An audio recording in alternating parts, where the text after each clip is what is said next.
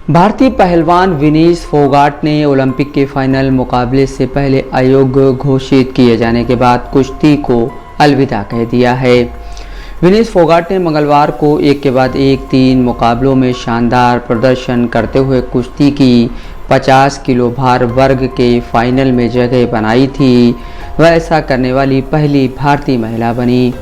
हालांकि इसके चंद घंटों बाद ही मान्य वजन से अधिक भार होने के कारण विनेश फोगाट को अयोग्य घोषित कर दिया गया। विनेश फोगाट ने इस पूरे घटनाक्रम पर कोई टिप्पणी नहीं की, लेकिन उन्होंने गुरुवार सुबह कुश्ती से संन्यास का ऐलान किया है। विनेश ने एक ट्वीट में लिखा, माँ कुश्ती मेरे से जीत गई, मैं हार गई, माफ़ करना, आपका सपना, मेरी हिम्मत सब टूट चुके, इससे ज़्यादा ताकत नहीं रही। अब अलविदा कुश्ती 2001 से 2024, आप सबकी हमेशा ऋणी रहूंगी, माफ़ी।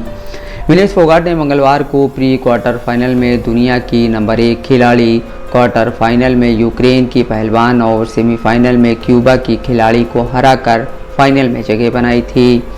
विनेश ऐसा करने वाली पहली भारतीय महिला थी। इसके बाद पेरिस ओलंपिक में विनेश फोगाट का 50 किलोग्राम भार वर्ग के इवेंट में कम से कम रजत पदक पक्का हो गया था, मगर विनेश का ये सपना चंद घंटों के भीतर ही टूट गया। उनके साथ साथ करोड़ों भारतीयों के सपने भी धराशायी हो गए। अगर सब ठीक रहता तो विनेश ने बुधवार रात फाइनल मुकाबला खेला होता, और अगर वह ये जीतती तो शायद भारत के खाते में पेरिस ओलंपिक का पहला गोल्ड मेडल भी जुड़ता।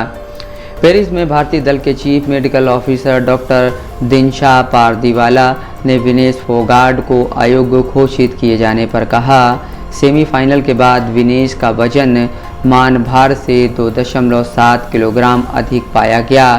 टीम और कोच ने आमतौर पर अपनाई जाने वाली प्रक्रिया को ही चालू किया, जिसमें पानी ना पीना, खाना ना खाना शामिल है। इसके लिए खिलाड़ी को काफ़ी पसीना भी बहाना पड़ता है, जिसमें बहुत सी एक्सरसाइज, सौना बाथ, स्टीम बाथ वगैरह शामिल है।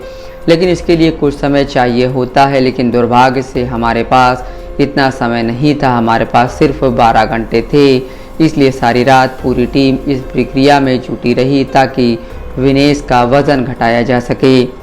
उन्होंने कहा, हमने उनका वज़न घटाने की हर मुमकिन कोशिश की। जब उन्हें पसीना आना बंद हुआ तो हमने बड़े कदम उठाए, जैसे उनके बाल काटना। शायद हमें कुछ और घंटों की मोहलत मिलती तो हम ये 100 ग्राम वज़न भी घटा लेते, लेकिन हमारे पास उतना समय नहीं था। अब जब वह अयोग्य घोषित हो गई हैं तो सवाल यह है कि विनेश को रिहाइड्रेट करने के लिए कौन से कदम उठाए जाएं। फ़िलहाल वो मेडिकली और फिज़िकली दोनों ही तरीके से सामान्य स्थिति में हैं।